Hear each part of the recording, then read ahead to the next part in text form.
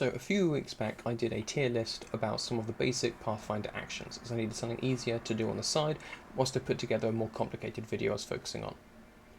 It was supposed to be a fun little video, but there was a little concern that this might give new players the wrong impression of certain actions and then not use them. That was obviously not the point.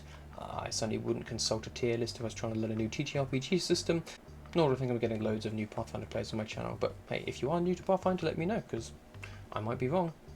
Either way, I got the point though. Whilst as far as the tier list goes, not all these actions are equal, they all have their uses, they can all be useful if used correctly, and discounting them would be a mistake. So with that in mind, welcome to Action Deep Dive, where we're going to take a look at various Pathfinder 2e remaster actions, see what they do, how they can be used, situations you may want to use them in, as well as some ancestry feats and class feats, skill and general feats that might benefit or enhance these actions. Similar to our action in 60 seconds shorts, just, longer and in more depth. We get to learn about actions, so everyone's a winner. We're starting off with a very niche feat, one which was, as a result, quite low down on the tier list, but one that's potentially life-saving. The reaction, Grab an Edge. Grab an Edge is a reaction. You usually get one of these per round, refreshing on your turn. Pretty much always use it in response to something else happening on another player, NPC or enemy's turn, and the parameters to use such a reaction, the trigger, will also be listed. For grabbing an edge, it's you fall past an edge or outcropping that you can grab onto. If this criteria is fulfilled, you can use the reaction, as long as you haven't already used your reaction this round. However, sometimes you also need to fulfill certain requirements. Some actions and reactions have these, and you need to tick that box before you can use them. Grab an Edge has one of these, and it makes a lot of sense. Your hands are not tied behind your back or otherwise restrained. Yeah. Grab an Edge has a trait attached to it as well, the Manipulate trait, which is a very common one. You must physically manipulate an item or make gestures to use an action with this trait. Creatures without a suitable appendage can't perform actions with this trait, and manipulate actions often trigger reactions. So things using your hands often have the manipulate trait. Why is this important? Well, primarily because of reactive strikes. This is another reaction, so it has a trigger, much like Grab an Edge. Let's take a look. A creature within your reach uses a manipulate action or a move action, makes a ranged attack, or leaves a square during a move action it's using. There we go, a manipulate action. Reactions are still actions as far as the trigger is concerned, so what's the result of this being triggered? Well, you lash out at a foe that leaves an opening. Make a melee strike against a triggering creature. If your attack is a critical hit and the trigger was a manipulate action, you disrupt that action. There we go. Dangerous. Now, if you're falling in a combat situation, this is something you need to take into account. The last thing you want to do is get kicked off a ledge, try and grab an edge, and then get hit again for your trouble. Or even worse, if they crit you, you fail the action, and you take a bunch of extra damage. Yikes. But if this is the result of a jump, failing a climbing roll, or something else in an explosion situation, then you probably don't need to worry about that as much and can probably go for it. Okay, so now that we know all that, what does this reaction actually do? When you fall off or past an edge or other handhold, you can try to grab it, potentially stopping your fall. You must succeed at your choice of an acrobatics check or reflex save, usually at the climb DC. If you grab the edge or handhold, you can then climb using your athletics. On a critical success, you grab the edge or handhold, whether or not you have a hand free, typically by using a suitable item to catch yourself, like a battle axe on a ledge, for example. You still take damage from the distance fallen so far, but you treat the fall as though it were 30 feet shorter. Awesome, best possible outcome. If you fall in a situation you're expecting, whether in combat or not, this might be a good reason to try this, as there's a chance having full hands doesn't matter. Reducing the damage you take is also good. On success, you have to have at least one hand free, and you grab the edge of the handhold, stopping your fall. You still take damage from the distance fallen, but reduce it by 20 feet, and if you've no hands free, you do still keep falling. You've got to have hands free, but if you do, all good, and less damage. If you fail, well, you fail, you fall. But we're not done. If you critically fail, and you've fallen at least 20 feet or more before you use this reaction, you take 10 bludgeoning damage from the impact for every 20 feet fallen. So in your attempt to stop your fall, you've somehow made it worse and caused yourself more damage. Ouch. Now these results have all mentioned falling damage, and they change it quite a bit, so let's have a look at how that's calculated. If you fall more than 5 feet when you land, you take bludgeoning damage equal to half the distance you fell. That goes up to 1500 feet, and then anything beyond that is just 1500 feet, 750 damage. And if you take any damage from fall, you land prone. So this means that a critical success and regular success, if you are falling a fair distance, you reduce the damage by 15 and 10 respectively. But if the fall is reduced to less than 5 feet, then you take none. There are other ways to negate fall damage too, but those don't apply as we're using Grab an Edge, and those that do we will talk about shortly.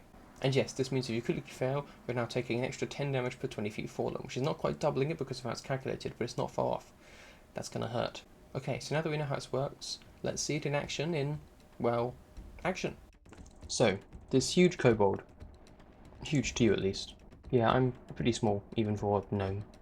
Yeah, with a big shield, has come crashing into you. It looks like he's trying to knock you into the small pits you just circle around. Damn, I was worried about this. Lost and look out. That's going to be a 20 to hit. Yeah, hits. Don't you have your shield raised? Only a buckler, +1. Ah, shoot. Okay, you take 5 damage and need to make me a fortitude save. My worst one. Great. Oh no. What did you roll? 3 plus 4, 7. Bugger. That is a critical failure. You're pushed back 10 feet, which sends you off the edge and into the pit. No! Can't you do anything? Yeah, don't worry, I can try to grab an edge. Have you a hand free? Obviously, if you get a crit success, it doesn't matter, but... Yeah, well, my buckler's strapped to my arm, so I think so? Yeah, I'd agree. Okay, so as you slip and fall, you frantically search for something to grab onto. You catch sight of a stone in the wall, slightly out of place amongst the ones around it. For larger hands, this would be of little use, but for yours, it might actually just be enough. You fall on 15 feet as you reach for this edge. Make me a roll. Using acrobatics or reflex save. Reflex is an expert, so +9. Okay, here we go. Come on, Loston. You got this. 14 plus 9, 23. That is enough. Nice. Whew. So you grab on with one free hand, stopping your fall. We reduce your damage by 20 feet. You fell 15, so you take none. Great. I'm okay, guys. I'm just keep fighting. I'm climbing back up. Give me a minute. So there you go. Looks like that dragon temple is proving tricky. That's how it works in a combat situation anyways, but it's pretty much the same out of combat, just potentially a little bit less other stuff going on. It's a stressful situation either way. If you'd grabbed something much closer to the top, maybe the kobold could have used a reactive strike to try and attack him, but as he fell 15 feet first, that wasn't going to be an issue. Alright, final things are what feats and features can be used with Grab an Edge. Let's start with our ancestries. Catfolk have the land on your feet. When you fall, you take only half the normal damage and don't land prone. As Grab an Edge says, you still take damage from the fall. I'd say this feature does still halve the damage it comes into effect, even if obviously the fall and prone bit is not relevant if you're grabbing an edge.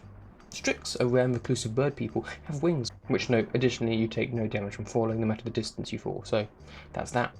Not that you particularly need to grab an edge in that case, but you know, maybe you can't quite get your wings out, but it'd still slow your fall enough. Those two are the ancestries I found. Heritage is next. Awakened animals that are flying animals have wings, so same situation as the Strix. And you could probably make an argument for some of the climbing animals to be better at grabbing an edge too, or just like stopping on the wall. The leaf leshy take no fall damage either, because they just fall like a leaf, and the vine leshy need no hands to climb, which I think would probably extend to their hands needed for grab an edge too. Ponygate centaurs get a +1 circumstance bonus to reflex save, every little helps.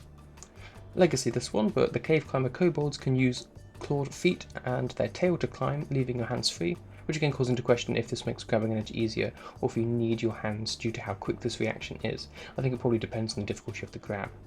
This is also true of the cliff scale lizard folk, which is not legacy. And meanwhile, the cloud leap lizard folk can use their flaps to slowly fall and not take damage with enough space, so up to the GM in this situation, but worth weighing up the options to have here. As long as you have at least one hand free, you take no falling damage regardless of the distance you fall, if you are Windweb tricky. And another legacy one is the Athamashi Kashrishi? I'm not quite sure how to pronounce that. They have a small set of secondary arms that are adapted for climbing and hanging from trees. You can't hold or retrieve objects with these limbs, but you can climb or grab an edge even if one of your or both of your primary hands are full, and you aren't flat-footed while climbing, so that was very clear. Another adjacency relevant one is the stuffed poppet. You have little inside you other than cotton, sawdust or dried leaves, so you take no damage from falling regardless of the distance you fall. The Elytrian Circe has a top layer of your carapace that is especially mobile, and you can unfurl it to catch the air gracefully as you fall, like a little parachute I guess, so you take no damage from falling regardless of distance again. And I think that's all of them. Directly related or indirectly related just to like falling and grabbing on and stuff. Let me know if I missed any from any ancestral heritages in the comments. There are a few feats to help with this as well though. For one, catfall, a general feat. Prerequisites, trained in acrobatics. Your cat-like aerial acrobatics allow you to cushion your falls. Treat falls as 10 feet shorter. If you're an expert in acrobatics, 25 feet shorter, and 50 feet if you're a master. If you're legendary, you always land on your feet and don't take damage regardless of the distance you fall, which is crazy. So similar to the catfolk trait, this in my mind reduces fall distance when you grab a ledge, in addition to however much your success or critical success does as well. Swashbucklers have a feat that relates to this pummeling roll, which gives you catfall, but does rather require you to complete the fall, so it's less relevant. I will quickly note that combat climb and quick climb would likely help you get out of the hole and climb back up to wherever you're aiming from, and will be safer than climbing without those, and many heritages give you these, but this is a few steps away from being relevant, but just a heads up. The most relevant one though is certainly the general feat Rapid Mantel, prerequisites of being expert in athletics. You easily pull yourself onto ledges. When you grab an edge, you can pull yourself onto the surface and stand. You can use athletics instead of reflex saves to grab an edge, and if you climb or leap within 5 feet beneath the top of an edge, you can pull yourself up as part of the same action. Pretty good, especially for more strength athletics based characters.